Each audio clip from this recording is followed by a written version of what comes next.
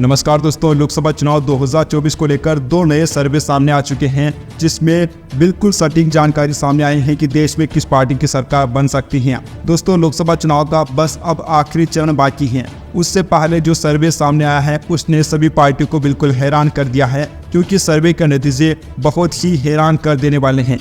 दोस्तों, सर्वे के बारे में हम डिटेल से जानेंगे, लेकिन उससे पहले एक बड़ी जानकारी सामने आ रही है। नतीजों से पहले इंडिया गठबंधन ने 1 जून को दिल्ली में बैठक बुला ली है। मल्लिकार्जुन खड़गे ने ये बैठक बुलाई है, जिसमें इंडिया गठबंधन के नेताओं को बुलाया गया है। सबसे खास बात यह है कि ममता बनर्जी इस बैठक से दूरी बना रही है।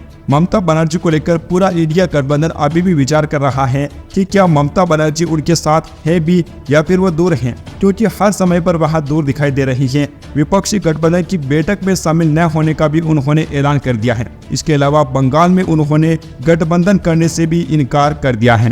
हालांकि ममता बनर्जी ने लोकसभा चुनाव और रेमल तूफान के बाद राहत और बचाव कार्यों का हवाला देते हुए कहा कि वह इसमें शामिल नहीं हो पाएगी। लेकिन दोस्तों, ममता बनर्जी के मन में अभी क्या चल रहा है, इसे कोई भी समझ नहीं पा रहा है। अब दोस्तों, सबसे पहले जो जानकारी सामने आई है कि इंडिया गठबंधन ने आखिरकार बैठक क्यों बुलाई है। तो दोस्तों, उनकी बैठक का एजेंडा है कि चुनाव की समीक्षा करने के लिए सरकार बनाने पर चर्चा। अगर बहुमत मिलता है तो भविष्य की क्या रणनीति होने वाली है, और अगर सीटें कम मिलती हैं तो एनडीए सरकार को बनने से कैसे रोका जाए, इसके लिए इंडिया गठबंधन की ओर से बैठक बुलाई गई है। इसके अलावा 1 जून को ही बैठक बुलाने का एक और कारण सामने आ रहा है कि अरविंद केजरीवाल की जमानत का आखिरी दिन भी 1 जून ही होने वाला है। सुप्रीम कोर्ट ने 1 जून तक ही उन्हें अंतिम जमानत दी है, यानी कि अरविंद केजरीवाल को 1 जून को ही फिर से जेल में डाल दिया जाएगा। उससे पहले तमाम जो विपक्षी दल हैं वह योजना बनाना चाहते हैं कि अगर हमको बहुमत मिल जाता है तो हम किसे प्रधानमंत्री बनाएंगे, या फिर हम आगे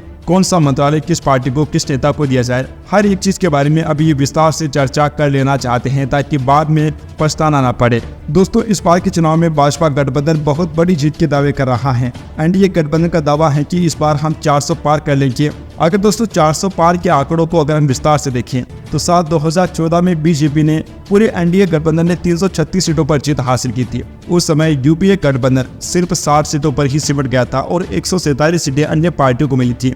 वहीं साल 2019 के चुनाव में भाजपा ने अपना कुनबा बढ़ाया और एनडीए गठबंधन ने 352 सीटें हासिल कर ली थी। यूपीए गठबंधन को भी 34 सीटें ज्यादा मिली थी और यूपीए गठबंधन ने 94 सीटों पर जीत हासिल की थी, जबकि अन्य पार्टियों को सिर्फ 97 सीटें ही मिल पाई थी।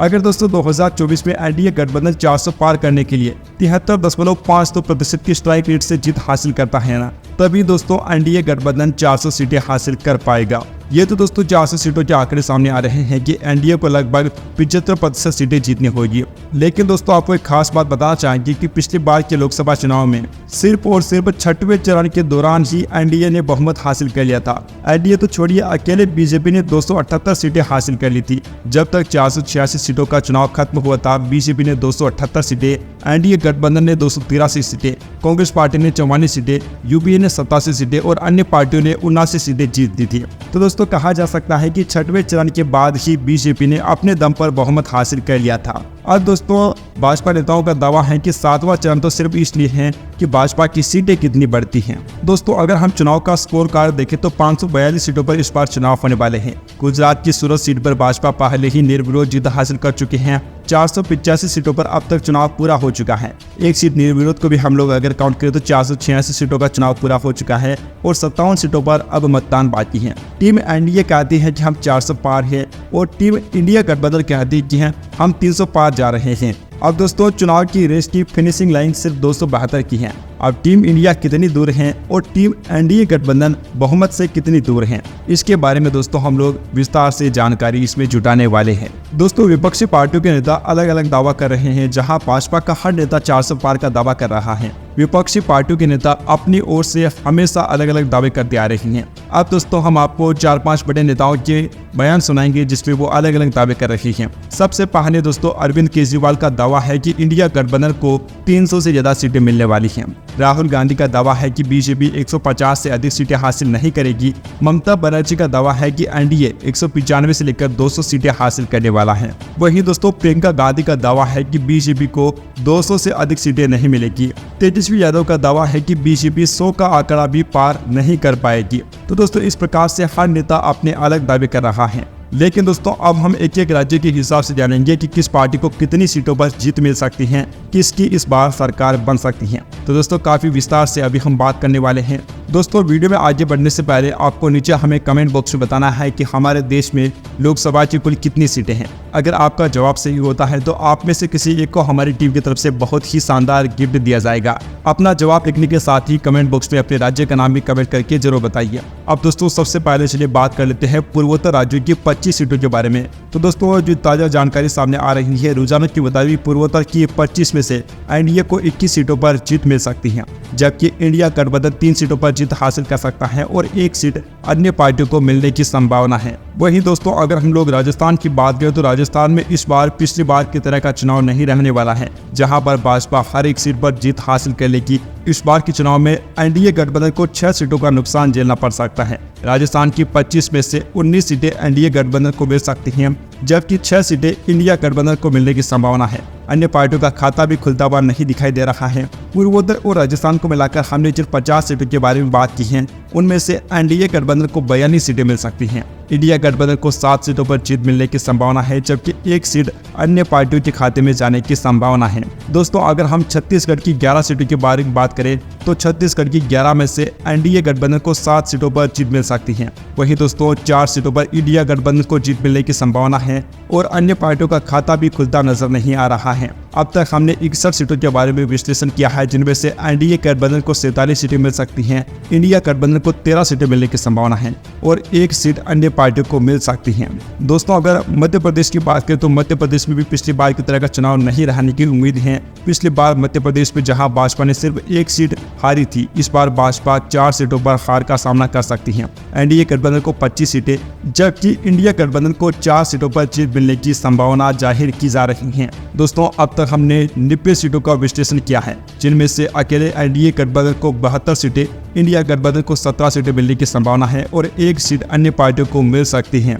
दोस्तों अगर हम तेलंगाना की बात करें तो तेलंगाना में 17 में से एनडीए गठबंधन को 6 सीटों पर जीत मिलने की संभावना है, जबकि इंडिया गठबंधन को 3 सीटें मिल सकती हैं। अब तक हमने 107 सीटों की बात की है, जिनमें से 78 सीटें एनडीए गठबंधन को, 20 सीटें इंडिया गठबंधन को और 2 सीटें अन्य पार्टियों को मिल सकती हैं। वहीं दोस्तों अगर हम आंध्र प्रदेश की बात करें तो आंध्र प्रदेश में भाजपा को 1 सीट मिल सकती है। आंध्र प्रदेश में लोकसभा की कुल 25 सीटें हैं। वहीं इंडिया गठबंधन को भी 1 सीट पर जीत मिलने की संभावना है। 23 सीटें अन्य पार्टियों को मिल सकती हैं। अब तक दोस्तों हमने 132 सीटों के बारे में चर्चा कर ली है, जिनमें से 79 सीटें एनडीए गठबंधन को मिल सकती हैं, 21 सीटें इंडिया गठबंधन को मिलने की संभावना है, जबकि 32 सीटें अन्य पार्टियों को मिल सकती हैं। अब चलिए दोस्तों आपका बिना टाइम खराब करते हुए वीडियो में आगे की तरफ बढ़ते हैं और बात करते हैं तमिलनाडु की 39 सीटों के बारे में। दोस्तों तमिलनाडु की 39 में से एनडीए गठबंधन को 9 सीटों पर जीत मिलने की संभावना है, जबकि इंडिया गठबंधन को 28 सीटों पर जीत मिल सकती है और 2 सीटें अन्य पार्टियों को मिलने की संभावना जाहिर की जा रही है। अब तक हमने जिन 171 सीटों के बारे में बात की है, उनमें से 88 सीटें एनडीए गठबंधन को, जबकि इंडिया गठबंधन को 49 सीटें मिल सकती हैं और 34 सीटें अन्य पार्टियों को मिलने की संभावना जाहिर की जा रही है। वहीं चलिए दोस्तों अब बात कर लेते हैं बिहार की 40 सीटों के बारे में, क्योंकि दोस्तों इस बार तेजस्वी यादव ने बिहार के चुनाव को जीतने के लिए कोई भी कसर नहीं छोड़ी है। अकेले ऐसे नेता है जिन्होंने 200 रैलियां कर ली हैं। पीएम मोदी पूरे देश पर भी जहां पुणे 200 रैलियां कर पाए हैं, वहां पर अकेले तेजस्वी यादव ने अकेले बिहार में ही 200 रैलियां कर ली थी, वो भी इतनी गर्मी में। उन्होंने इस बार बहुत ज़्यादा मेहनत की है। दोस्तों बिहार की 40 सीटों का जो रुझान सामने आ रहा है, उसके मुताबिक बिहार की 40 में से 23 सीटें एनडीए गठबंधन को मिल सकती हैं, जबकि इंडिया गठबंधन को 17 सीटों पर जीत मिलने की संभावना है। अन्य पार्टियों का खाता भी नहीं खुल रहा है। अब तक हमने 211 सीटों के बारे में बात कर ली है, जिनमें से एनडीए गठबंधन को 111 सीटों पर जीत मिल सकती है, 66 सीटों पर इंडिया गठबंधन जीत हासिल कर सकता है, जबकि अन्य पार्टियों को 34 सीटें मिलते हुए दिखाई दे रही हैं। चलिए दोस्तों अब बात कर लेते हैं झारखंड की 14 लोकसभा सीटों के बारे में। तो दोस्तों झारखंड की 14 में से 12 सीटें एनडीए को मिल सकती हैं, जबकि 1 सीट कांग्रेस पार्टी और 1 सीट अन्य पार्टियों को मिलने की संभावना जाहिर की जा रही है। अब तक दोस्तों हमने 225 सीटों का विश्लेषण कर लिया है और दोस्तों जानकारी के मुताबिक 123 सीटें एनडीए गठबंधन को मिल सकती हैं, 67 सीटों पर इंडिया गठबंधन को जीत मिल सकती हैं और 35 सीटें विपक्षी पार्टियों को मिलते हुए दिखाई दे रही हैं। दोस्तों हरियाणा में पिछली बार जहां भाजपा ने सभी 10 सीटों पर कब्जा कर लिया था, इस बार हरियाणा में हमें काफी कड़ी टक्कर देखने को मिल सकती है और हरियाणा की 10 में से 5 सीटें एनडीए को, जबकि इंडिया गठबंधन को भी 5 सीटें मिलने की संभावना है। 235 सीटों में से 128 सीटें एनडीए को मिल सकती हैं, जबकि 72 सीटें इंडिया गठबंधन को मिलने की संभावना है और 35 सीटें अन्य विपक्षी पार्टियों को मिल सकती हैं। हिमाचल प्रदेश की 4 सीटों के बारे में बात करें तो पिछली बार हिमाचल में भाजपा ने सभी 4 सीटों पर कब्जा किया था। इस बार भाजपा 1 सीट गंवा सकती है। इंडिया गठबंधन को 1 जबकि एनडीए को 3 सीटें मिलने की संभावना है। 239 में से 131 सीटें बीजेपी को, जबकि 73 सीटें इंडिया गठबंधन को और 35 सीटें अन्य पार्टियों को मिलने की संभावना है। दोस्तों, अगर जम्मू कश्मीर और लद्दाख की 6 सीटों के बारे में हम बात करें तो 6 में से 2 सीटें एनडीए गठबंधन को, जबकि 1 सीट इंडिया गठबंधन को और 3 सीटें वहां की लोकल पार्टियों को मिलने की संभावना है। 245 में से 133 सीटें एनडीए गठबंधन को, 74 सीटें इंडिया गठबंधन को और 38 सीटें बीजेपी के अलावा अन्य जो पार्टियां हैं उन्हें मिल सकती हैं। दिल्ली के 7 की बात करें तो दिल्ली के 7 में से पिछली बार के लोकसभा चुनाव में सभी 7 सीटों पर जहां भाजपा ने कब्जा किया था, लगातार 2 चुनाव से भाजपा सभी 7 सीटें जीतती हुई आ रही है। लेकिन इस बार यहाँ का माहौल भी ऐसा नहीं है। 7 में से 2 सीटें भाजपा गंवा सकती हैं और 2 सीटें इंडिया गठबंधन को मिलने की संभावना है। 5 सीटें भाजपा कब्जा कर सकती हैं। तो 252 सीटों में से 138 सीटें एनडीए गठबंधन, जबकि 76 सीटें इंडिया और 38 सीटें अन्य विपक्षी पार्टियों को मिल सकती हैं। दोस्तों, पंजाब का चुनाव भी पिछली बार की तरह बिल्कुल भी नहीं है। पंजाब में भाजपा प्रत्याशी की हालात बहुत ज्यादा खराब हो चुके हैं। 13 में से सिर्फ 1 सीट बीजेपी गठबंधन को मिल सकती हैं, जबकि 12 सीटें इंडिया गठबंधन को मिलने की संभावना है। अब तक दोस्तों हमने 265 सीटों के बारे में बात कर ली है, जिनमें से 139 सीटें एनडीए को, जबकि 88 सीटें इंडिया गठबंधन को और 38 सीटें अन्य विपक्षी पार्टियों को मिल सकती हैं। वहीं दोस्तों, अगर हम गुजरात की बात करें तो गुजरात में पीएम मोदी का जलवा इस बार भी बरकरार है और सभी 26 सीटों पर बीजेपी जीत हासिल कर सकती है। दोस्तों, अगर हम कर्नाटक की बात करें तो कर्नाटक की 28 में से 19 सीटों पर बीजेपी गठबंधन को जीत मिल सकती है। 9 सीटों पर इंडिया गठबंधन जीत हासिल कर सकता है। अब तक हमने जिन 319 सीटों के बारे में बात की है, उनमें से 184 सीटें एनडीए गठबंधन को मिल सकती हैं, 97 सीटें इंडिया गठबंधन को और 38 सीटों पर अन्य विपक्षी पार्टियों को जीत मिलने की संभावना जाहिर की जा रही है। अगर दोस्तों हम महाराष्ट्र की बात करें तो महाराष्ट्र की 48 में से एनडीए गठबंधन को 28 सीटें मिल सकती हैं। 20 सीटों पर इंडिया गठबंधन का कब्जा रह सकता है। तो इस प्रकार से अब तक बात की गई 367 सीटों में से 212 सीटें एनडीए को, जबकि 117 सीटें इंडिया गठबंधन को और 38 सीटें अन्य विपक्षी पार्टियों को मिल सकती हैं। गोवा की सभी दोनों ही सीटें एनडीए गठबंधन को मिलने की संभावना है। अब दोस्तों अगर पश्चिम बंगाल की बात करें तो पश्चिम बंगाल में इस बार भाजपा को 2 सीटों का नुकसान हो सकता है। पिछली बार जहां भाजपा ने 19 सीटों पर जीत हासिल की थी, इस बार एनडीए गठबंधन को 17 सीटों पर जीत मिल सकती है।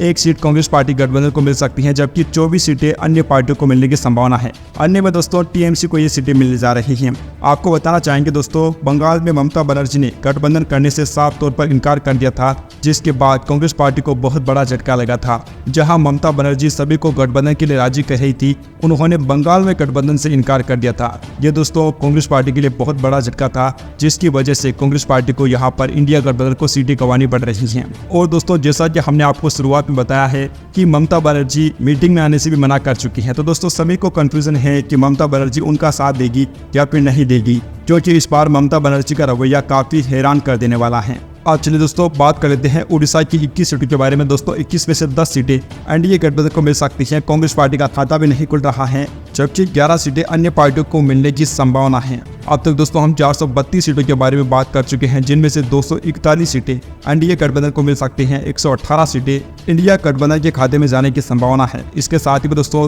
73 सीटें अन्य पार्टियों को मिल सकती हैं। केरल की दोस्तों सभी 20 में से 20 सीटें इंडिया गठबंधन को मिलते हुए दिखाई दे रही हैं और भाजपा का खाता भी खुलता नजर नहीं आ रहा है। अब तक हमने जिन 452 सीटों के बारे में बात की है, उनमें से 241 सीटें एनडीए गठबंधन को, जबकि 138 सीटें इंडिया गठबंधन को मिल सकती हैं और 73 सीटें अन्य पार्टियों को मिलते हुए नजर आ रही हैं। केंद्र शासित प्रदेश की 6 सीटों के बारे में बात करें तो 6 में से 4 सीटें एनडीए को, जबकि 2 सीटें इंडिया गठबंधन को मिलने की संभावना है। दोस्तों अब तक हमने 458 सीटों के बारे में बात कर ली है, जिनमें से 245 सीटें एनडीए को, जबकि 140 सीटें इंडिया गठबंधन को मिल सकती हैं और 73 सीटें अन्य पार्टियों को मिलते हुए दिखाई दे रही हैं। वहीं चलिए दोस्तों अब वीडियो में आगे बढ़ते हैं और हम बात कर लेते हैं उत्तराखंड की सभी 5 सीटों के बारे में। सभी 5 सीटें भाजपा को मिलने की संभावना है। इसके साथ ही दोस्तों 463 सीटों के बारे में हम बात कर चुके हैं। अब तक दोस्तों किसी भी पार्टी को बहुमत नहीं मिल पा रहा है। 250 सीटें एनडीए गठबंधन को, जबकि 140 सीटें इंडिया गठबंधन को मिल सकती हैं और 73 सीटें अन्य पार्टियों को मिलने की संभावना है। दोस्तों देखा जा सकता है कि सबसे महत्वपूर्ण जो है वो उत्तर प्रदेश है। उत्तर प्रदेश में जिस भी पार्टी का दबदबा रहता है, केंद्र में उसकी सरकार बनना तय होता है। और दोस्तों उत्तर प्रदेश में इस बार भी बीजेपी का जलवा बरकरार रहने वाला है। 80 में से 68 सीटें एनडीए गठबंधन को मिल सकती हैं, जबकि 10 सीटें इंडिया गठबंधन को मिलने की संभावना है और 2 सीटें अन्य पार्टियों को मिल सकती हैं। हमने सभी 543 सीटों के बारे में बात कर ली है, जिनमें से 318 सीटें एनडीए गठबंधन को, 150 सीटें इंडिया गठबंधन को और 75 सीटें अन्य पार्टियों को मिल सकती हैं। तो दोस्तों, अब तक हमने देखा है कि एनडीए गठबंधन के भले ही पिछली बार के मुकाबले थोड़ी बहुत सीटें कम हो सकती हैं, लेकिन सरकार तो एनडीए गठबंधन की ही बनते हुए दिखाई दे रही है। इस बात में कोई भी दो राय नहीं है। वैसे दोस्तों, आपको क्या लगता है इस बार केंद्र में किस पार्टी की सरकार बनेगी? अपनी राय नीचे कमेंट बॉक्स में जरूर बताइए। Subscribe now and press the bell icon. Never miss an update.